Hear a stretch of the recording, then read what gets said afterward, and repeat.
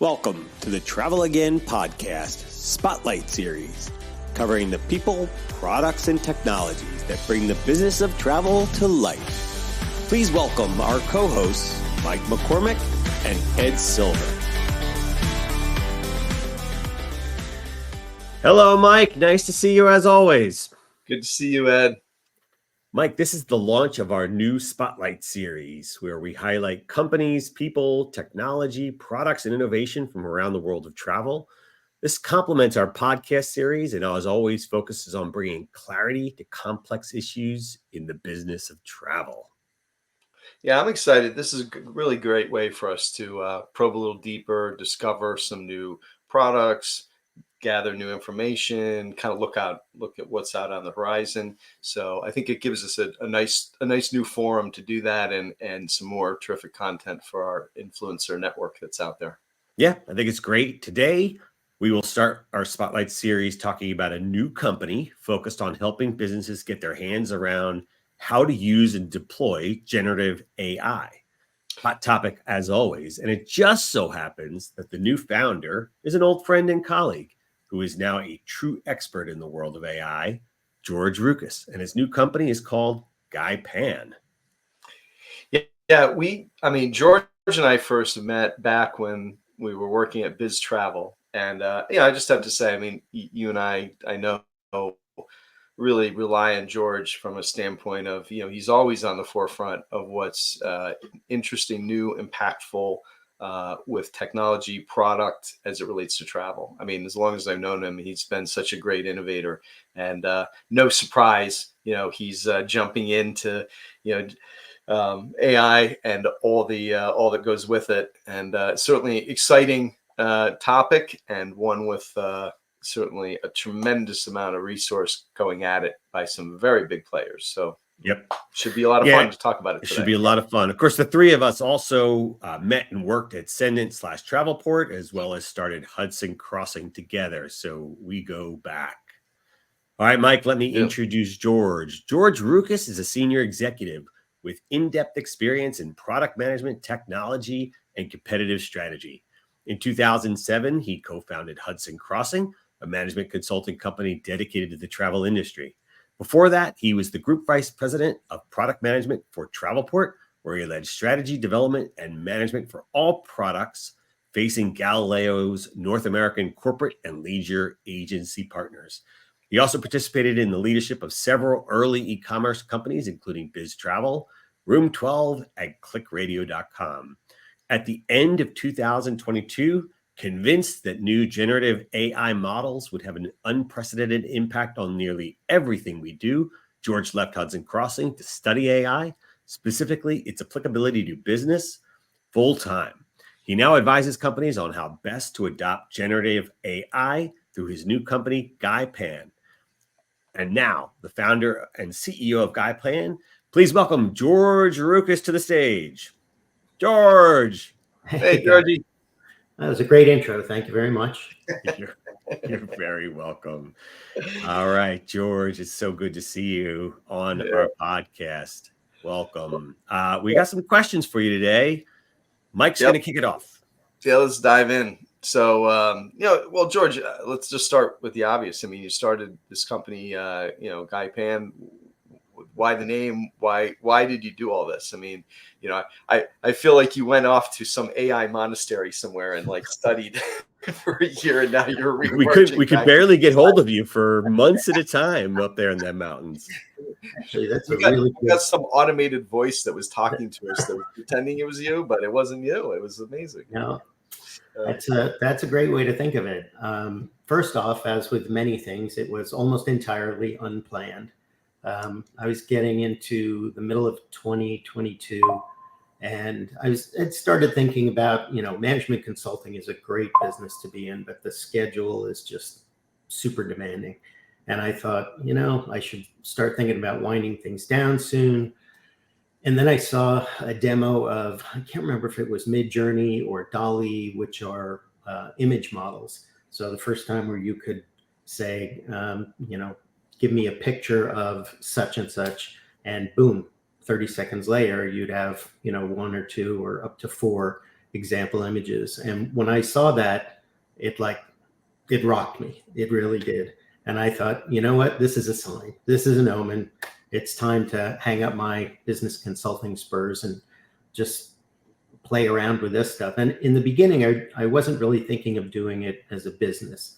I just wanted to learn as much about it as I could.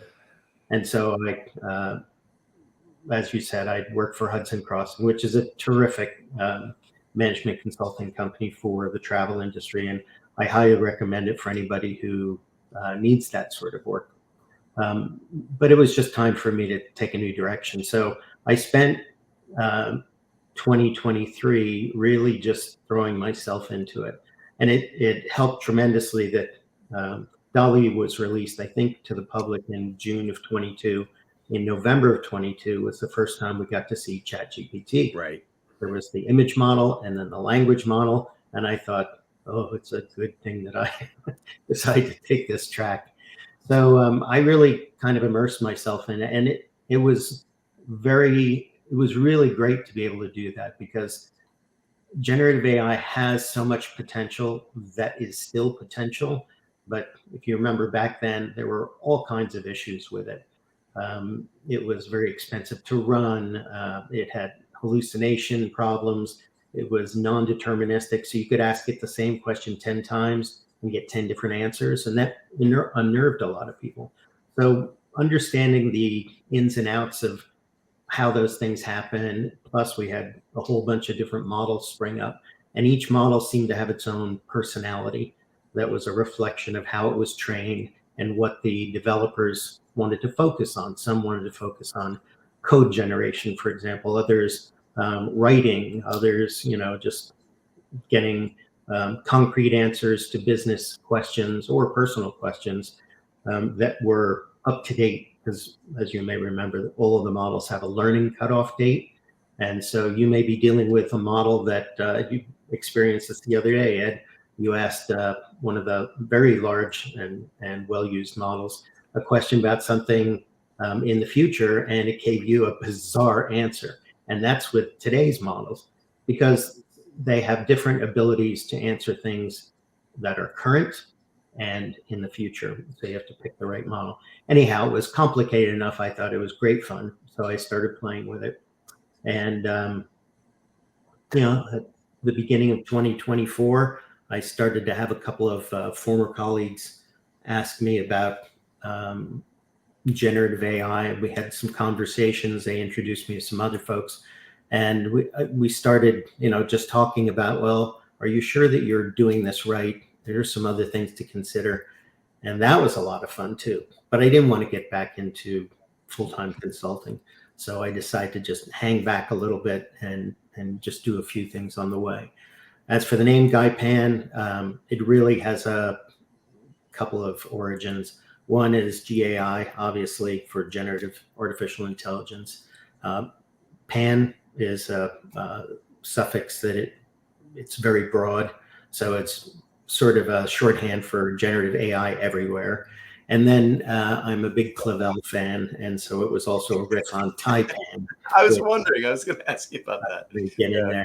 And some people have said the only GAIPAN I've ever heard of is, it depends on how old they are. If they're boomers, they always say you name it after Mugu GAIPAN, that Chinese dish from back in the 60s? And if it's younger people, they go, is that there's apparently a game, an online game that has a city and an environment called GAIPAN. No problem with trademark issues there. So depending on how old they are, they ask me about that. Yeah. Well, I feel like a little bit from the business part, which I want to talk about a little bit. I feel you're having like a Godfather 3 moment where it's like, I try to go, they just keep again. It's like inevitably it still comes back to that, right? Like you said, like there's the allure of it all and the power of it all, the potential maybe. But then there's the realities of like how companies, like your average company, or even in our case, our entire industry has to like figure this out. Like while the tools are being developed, there's that old expression we use in our industry all the time about trying to change the engines while mid-flight kind of thing. You know, like you feel like there's a bit of that going on. This is just it's like Wild West time. There's all kinds of implications. So you developed a framework to help companies, at least initially, start to get their heads together about what to do and how to do it. So tell me a little bit about the framework and you know how you're approaching it from a business perspective. Yeah. Well, my background, I have a lot of years of technology experience from the perspective of a product person. I'm, you know, traditionally a product management person, but when you're in this kind of business, you have to understand when you're delivering products that are digital products, you have to understand the technology behind them, and you have to, in order to manage properly, be able to understand really from wall to wall, from consumer all the way back to supplier, what's happening in between. So I came at it with that technology background, 16 and a half years or so of management consulting, which was really understanding. I mean, I dealt with, I would say, easily over 100 different clients during my time at Amex. That means 100 plus different managements that you have to talk to. And it's really a lot about not just finding a solution for them, but understanding the motivations and the possibilities and the aptitudes of the companies and their leadership, and then matching it to what you think a good solution might be. You might come up with a solution that's, you know, more than a home run, but understand that this particular group can't execute on it. And then there are some times when there are companies where you know they can execute on the big idea.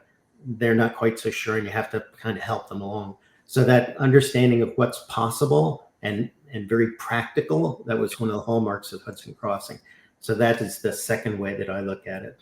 The third way is having that year off to really just focus on generative AI and get into all the warts of it and understand what were people doing, where were they succeeding, where were they failing, what were they doing that might not be, for somebody like me, suboptimizing. There are untold examples of companies that have put together an individual use case and applied generative AI to it and come out with a positive result. But what then? You know, it's not, I don't think they had a real good way of prioritizing them. And they certainly didn't have a good way of thinking about, okay, I've done this one and I might do one or two others, but where am I ultimately going with this? And how can I provide for a future where all of this stuff fits into a cohesive whole? You don't have to do it on the first project, but you should at least have a vision for where you want to get to before you start deploying stuff. We saw what happens when you didn't do that with databases, with cloud computing, with, you know, development environments and agile, all those things. If you don't know where you're going, any path will take you there, and most of them are bad paths. So the idea of the framework was, I started talking to people and I said, you have all these isolated, siloed use cases, but you don't really have this vision of the future. And the other thing that was almost universal is they had no way to prioritize. If you don't know how to prioritize work in a new and potentially extremely impactful technology like this, you may wind up with a couple of great examples, but you're never going to get towards an optimal situation. And so I encourage them all to please think about it holistically and come together with a prioritization scheme. And then we start to take a look at, well, how can companies actually deploy a sort of a thoughtful process for adopting generative AI? And I put together the framework, which includes some documents. And again, it goes to one of the early documents as a deployment matrix. And it just says, you know, where do you want to go with this? There are different ways that you can deploy generative AI in different levels. Where do you want to go? And then what's the appetite within the organization? If you are a manager in a business function and you want to do something that's going to change the whole competitive strategy of the organization, not likely going to happen. So what's your domain? What's your sphere of influence? Yeah. how far can you take this? And then we start from there. So there's a 6-week process that I have that I can use with clients, and it's been working very well so far. It's 6 weeks to review what those possibilities are for you, and then put it in a structure that will serve you as a 3-year vision, 4-year vision, and give you a good chance at a path of deployment that'll put you in a place that you really want to be. That's great. And so as a part of this, you've also been doing some writing. You put together and have been writing a series of articles. I know the first one you kind of focused on Google and their impact. You've got another one focusing on Apple and Apple Intelligence, and then you moving on to loyalty, and doing these series of articles, which we're going to help publish and get out there to our network, because it's really insightful commentary and thoughtful pieces. But just a little bit about these articles, like what inspired you, and what are they? What will you find when you take the time to review them and read them?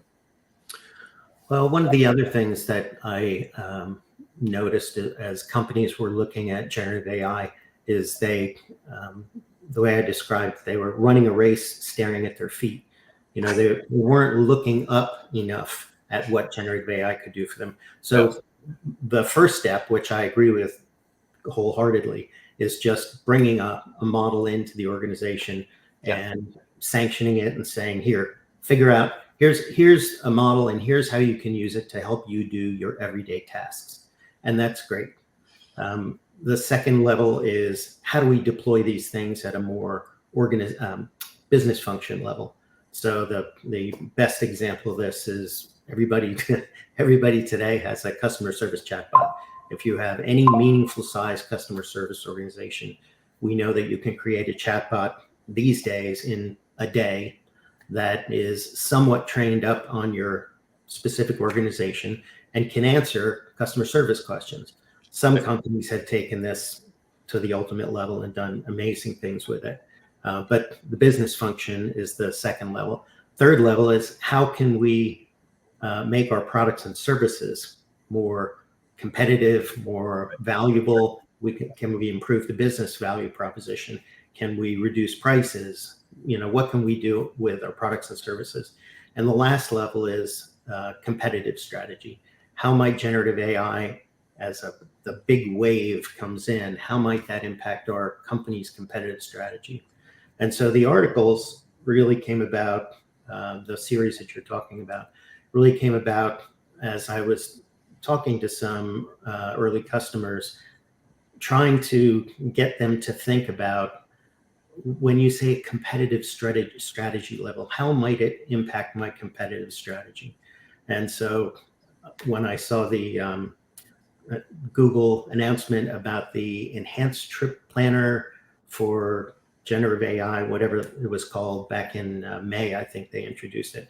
It's supposed to come out sometime this summer, but it was amazing. It was the demo was an individual asking in plain speech, hey, I want to go to this place for 4 days with my husband and 2 kids, and we like this and we like that. And it generated an entire itinerary for her all at once. And the itinerary was not just a list of possibilities. It was one that did 2 things that are really unique. And I've never seen anything do that today. And the first one is it generated the entire itinerary, and that itinerary had a sense of time and place in it. So it was not you're going to land at the airport at 4:30, and at 5 o'clock, I have you at an event that's an hour and a half away. It was aware of where things were, how long it would take to get from one to the other.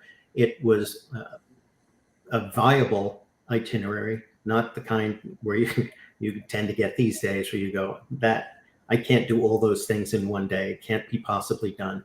And it was also relative to the people traveling. So it recognized that there were children who had to be entertained and so forth. The second thing that it did, which I think is also equally impactful, is it really personalized the itinerary. And I say that from a perspective of someone who is top tier loyalty programs for a hotel company and an airline. And every time I go in to plan a trip, it is abundantly apparent to me that there is no personalization for me whatsoever. I log in as a top tier loyalty program member and I see the same exact stuff, and I have tested it going in on my normal Safari browser, logging in. Here's what I'm looking for. It gives me alternatives. I go onto a different device with a private browser and Firefox, do the same query. I get the same stuff. So, and then I go to the hotel that I've been at 10 times, and they always say, have you stayed with us before? And so I know that no matter what they're saying, from a consumer perspective, there is no personalization going on in that. Same thing with the airlines. I get in there, and every time they hook me up with basic economy. I have never flown basic economy. I have it in my profile. I don't want to look at basic economy. Still, it shows up. So this was different in that it read through. This was a Google product, and the consumer had Gmail, and it read through the Gmail accounts and looked at all the email messages, and based on what it found in there about interactions with different brands, it came up with a truly customized itinerary. So those two things, the entire itinerary with the sort of logic and reasoning built into it, plus the radical personalization, those capabilities were brought about by a new technology that, again, is a new layer on top of generative AI called generative agents. And when I saw agents, I thought this represents a whole new layer of the generative AI revolution. I was going to say, now we're talking, right? Now we're crossing that over into something actually really, productive and meaningful. Yeah. And that's where the articles came from. Got it. All right. So you can find the articles on travelagainadvisory.com, as well as I know you've been posting them to LinkedIn, George. George, look, we've known each other a long time. You tend to call me the resident skeptic, so I'm going to ask this question. Look, generally at Travel Again, we remain optimistic about the future, but we do worry that the hype here can never really match the reality. I think I read that companies are spending billions of dollars on generative AI right now, with the returns so far not even in the millions for many of these companies.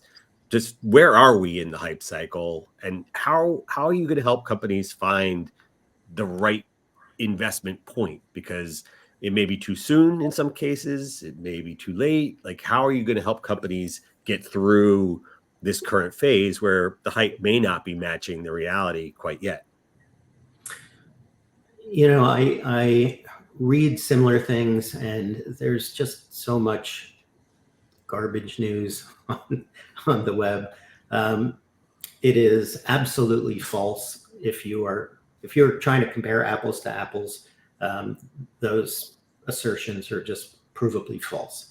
The companies that are spending billions of dollars on it are Apple, Google, Meta, the big guys. They're spending tens of billions, hundreds of billions creating these models, training them, and getting them out there. They are making a lot of money on it, some much more than others. If you look at OpenAI, they've spent hundreds of billions. They've made at least tens of billions.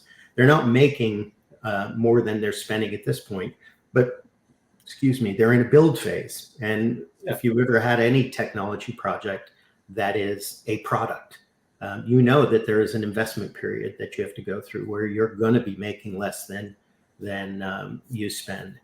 On the flip side, the consumers of those products are making a lot more money. And a great poster child for that is Klarna, which is one of the companies that has actually revealed what it's done and what it's making on it. And they very famously, with their customer service chatbot, they deployed a chatbot, and they had, I think it was around 1,000 people in a remote call center. It was not an owned call center, it was a service. And they were able to replace 700 out of the 1,000 people that they used. And they determined that after 1 month, the run rate for savings would be $40 million a year if nothing changed. And as we all know, those models, they get trained and they get better and they get more capable of taking on more of the questions that come in. So in month 1, it was handling 70% of the inbound questions and maintaining a higher NPS than before. And so customers were happy. The company was happy. I'm sure the BPO was not happy, but they probably have 100,000 people, so they just shifted some chairs. But people are making a good amount of money on it, and many are just not talking about the results at this point. There are, I'm sure, lots of people who are going out there and trying to do isolated, siloed, deprioritized applications, and they're coming back without giving them full consideration, without having a plan. They just want to check the box and say, oh yeah, we're deploying generative AI. And they're not having such great luck. But that's where GAIPAN came in. There you go. I don't scale, so I'm not trying to go out there and do this work. Well, with generative AI, George, you could become a generative agent, and you might scale. Let's not. That's why the intro only takes 6 weeks instead of 3 months, because I use it heavily. But my intention is to try and create some things that can help companies do it kind of on their own, and that's what I'm building now. And I will hopefully have a website soon where I can start putting some of these things for people to pick up and use. All right. You're going to teach them to fish, right? Exactly. Right. All right, George, thank you so much for coming and doing a spotlight. George Roukas is the founder and CEO of GAIPAN. George, always nice to see you.